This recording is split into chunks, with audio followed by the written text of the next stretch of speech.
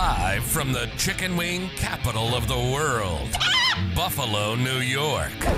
You're listening to the Childcare Bridge podcast, your source for the best tips, tools, and tactics on how to market and grow your childcare center, ensuring total domination. Total domination. This is the Childcare Bridge, and this is your host, Michael Tasner.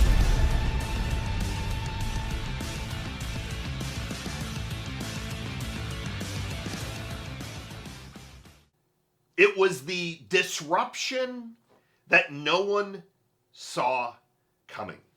In today's episode of the Childcare Bridge, I'm going to give you the first episode, the first bit of content in a multi-part of where I'm talking about how has the industry completely shifted. And not just in the last 5 years, but every single thing that I'm seeing across the hundreds of centers that I have a front row seat, a backstage pass to see all of the inner workings. Not just on the marketing side, because as you know, we have the largest, the longest running, the most well-known, the best results marketing agency for childcare centers. So yes, I can see all the marketing stuff. But behind that mask, behind that door, there's a whole lot more. And it's the psychology aspect. It's what the directors are saying, what the owners, what you are saying, how parents are behaving, what's going around all around us. Like everything that's going on. We can't just ignore industry trends. We can't just ignore what's going on in the planet. So today I'm going to talk about everyone's least favorite topic. But I thought that it was fitting because this is really what accelerated a lot of what's currently happening. Now, with every episode, I'm not just going to talk theory. You know my style is to give you at least one or two actions that you can move. I'll talk through the context, but I will give you an action step that you need to implement. And I can tell you that with everything that I'm seeing, as we work through this together over the next couple of months, you're going to quickly realize that if you do not adapt, if you do not pivot, you are going to become irrelevant. And you might push back and say, well, Michael, I've been in this industry for 50 years. We're not ever going to become irrelevant. I can promise you that's not the case. And the reason that I know that is factual.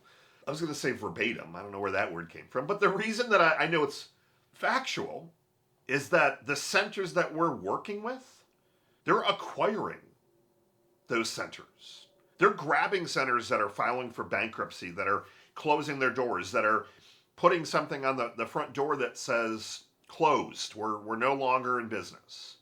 We just saw a center last week, 30 plus years. Parents had no idea. Shuttered, couldn't pay the bills anymore. Done, closed, no notice. This stuff's happening. So my objective is for you to end up becoming the most well-run center, the most profitable. A center or centers, ideally centers, because that's who we really cater to. People that want to get from 7 to 8 figures, that can run without you, to where you literally make that impact, have the purpose that you've been wanting and the reason that you got into the industry in the first place, but to have everything else that comes with that fun stuff. So the topic that no one likes talking about is the pandemic. We're now in this post-pandemic. And I would say there's probably not a week that goes by that I don't hear about the pandemic or, well, this is how things used to be and they're never going to be the same. So a couple of things happened by way of childcare. Now the first one, and we're not going to talk about masks and all that shenanigans. That's not where I'm going with this. I'm talking about how has it shifted the industry and what do you have to do? What do you have to pivot quickly? So there's a few things. The first one is that in a good way, parents realized that care is actually essential. So these parents tried working at home, but also having their kids in the corner, their kids on a laptop, their kids at the kitchen table. they realized that this is a lot harder than it seems. Now, why would that be important for you? A, things have not shifted to the point where parents feel like they can just keep their kids at home and they can work from home successfully. B, when you're looking at marketing and when you're doing your tours, that also needs to be in the message.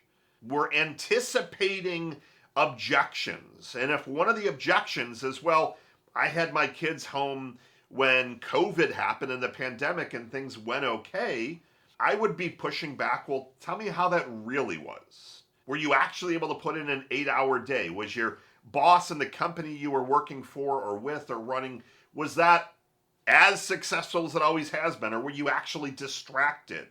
Were you never able to focus on meetings? I mean, you can see clip after clip after clip of kids running in shots when people are on Zoom meetings, and there were news anchors and their kids are in there and dogs, like crazy stuff. So people have realized that care is actually essential, which is a good thing. But what are some of the other things that have shifted since this post-pandemic? The biggest shift that I have seen, and this is going to then go into what do you have to actually do, is this notion around flexibility, hybrid, and just kind of all things what I would label non-traditional. So with traditional care, the child would come either for 2 or 3 days a week, or they're going to come full time. My family, we actually did it a little bit differently with my 4 kids. We did part-time for the first 3 kids. And then we decided to do full-time for the last. Now, my wife is a stay-at-home mom. She does all the hard stuff. I say I get the easy job. But that was what we did initially. And we had to find centers, and this was a while ago. This wasn't like 2 years ago. We had to find centers that would be willing to adapt to that. And at the time, 10 plus years ago, there were not a lot of centers that were like, yeah, we want to give that flexibility, or you could change the days or any of that. But what's happened with this post-pandemic notion of care is, yes, families know that care is essential, but the amount of flexibility that they're looking for has grown exponentially. Like, it has completely grown to the place where hybrid is almost a little bit of an expectation, that you have that as an option. Parents are pushing back all the time around sick days, when you're closing, when they need some flexibility, longer drop-off times, longer pickup times. This level of flexibility has just increased quite a bit. And it's done that because during the pandemic, like, things like hybrid was the buzzword. And it wasn't just the buzzword within childcare, but it was a buzzword in general, that could we find some ways to, whether we're partially in the office, partially at home, for example. And that's now embedded in the psyche, where a lot of companies have not returned back to work completely. So if you know that the parents might be home for a day or 2 a week, and then in the office, you have to start to adapt to those trends. I do not see this going away at all. Now, the other thing that popped up is this online preschool. Some centers were able to very rapidly adapt and just pivot completely. Very few were able to do this successfully, so I'll add that as a little asterisk. But we're not seeing a huge trend towards online preschool, but I will tell you that when we're looking at the inbound lead requests and listening to the transcripts from the conversation, reading the transcripts or listening to calls of parents calling in, not only are they asking, are there hybrid options, so 2 days or 3 days a week? Can we do split days? They're really aiming for that flexibility. We are starting to see a little bit of an uptick of hybrid. So can we pay for the care, but what if we want to keep the kids home for a week or 2? Is there an online option? Can we send them, but during flu season, can we keep them home? We want to take a trip here, and I know that we can take them out for 2 weeks, but we don't want them to miss things. Can they tune in via Zoom? Do I think that that is a gigantic trend right now? No. Do I think that's going to grow over the next couple of years? 100%. That second one, the online preschool, is a little bit of a harder thing for you to crack. But if you pause and think about it and you say, can we put some resources behind this? What if, and I'm oversimplifying this, so hang with me, but what if you started recording your daily lessons every single day? And that translated into online preschool. Now that one would be similar to what a lot of kids are doing now, where they're doing online school. Out of my 4 kids, we homeschool 3 of 4. And they're on a computer for a couple hours a day. It's online high school, online elementary school. If this homeschool stuff is continuing to change, and the homeschooling trend is growing, I would argue that there is a pretty large opportunity for homeschool preschool on the computer. But if you go back to the first point around this flexibility aspect, your biggest to do is you need to relook at your policies. Are they flexible enough to where families are going to want to enroll, but they're also kind of documented so that you're not getting yourself into a tough spot? A lot of centers will have, well, we charge $1 a minute anytime after 6 p.m. And I understand that. But what if you had some additional grace period? What if you said, well, we understand that 1 or 2 days a month, so we have it set up to where our team is actually here until 7 p.m. And most parents are coming by 6. But if there's a chance once or twice a month, we want to make sure that you're taken care of. We want to be flexible. What if during the tours you're talking about hybrid options and giving that flexibility so that they can actually pivot as they need?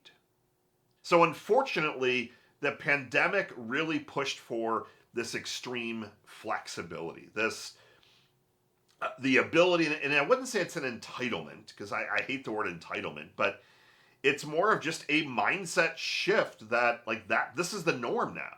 Never in a million years did I think online preschool would be a thing. And this is coming from someone that used to talk about virtual reality worlds almost 15 years ago. And my hypothesis 15 years ago was that we would be using augmented reality devices and going into worlds like secondlife.com, which seems like that's coming around pretty quickly. But I want you to do 2 things. Number 1, I want you to look at policies, procedures, look at how flexible you are, and see where is there some room for improvement that you can differentiate your centers from everyone else.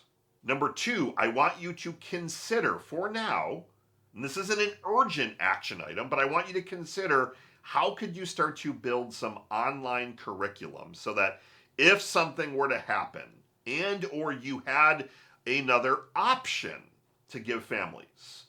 So maybe you're able to get payment. Let's say they want to come for 3 days a week in person. What if you were to say, well, those other 2 days, we actually have an online preschool and it's going to save you a little bit of money. So our normal, and I'm just making up a number, our normal day rate is whatever, $100 for the day. The online preschool is $50. So you would have 3 days in here. So that's $300 and you'd have the 2 offline, online, but not physically present. So that's another $100. Now what you've just done is you've added revenue to where they were just going to keep their kids at home for those days and not learn anything. Now I'm not saying that you want to have your teacher then interacting on Zoom and talk and I get it, the easier said than done piece. It's not just you film them, but what if you were to start that aspect? What if you were to just start filming things and figuring this stuff out over the next 6 to 12 months? That gives you a whole nother leg up on everyone else. I can tell you probably fewer than 10 schools that I know of that could offer this as an option. Part online, part physically with us, but you're capturing more of that wallet share and you're also completely differentiating yourself. This is a trend that's going to continue to grow, and this level of flexibility and requests around flexibility is only going to increase. So that is your first takeaway. That is the first industry shift that I have for you today. Tune in next week. We're going to keep the train moving on all of these trends and shifts and action steps that you need to take to continue to grow, prosper, and just have an amazing business. Michael Tasner signing off. Good morning, good afternoon, and good night. I'll see you next week for the next part.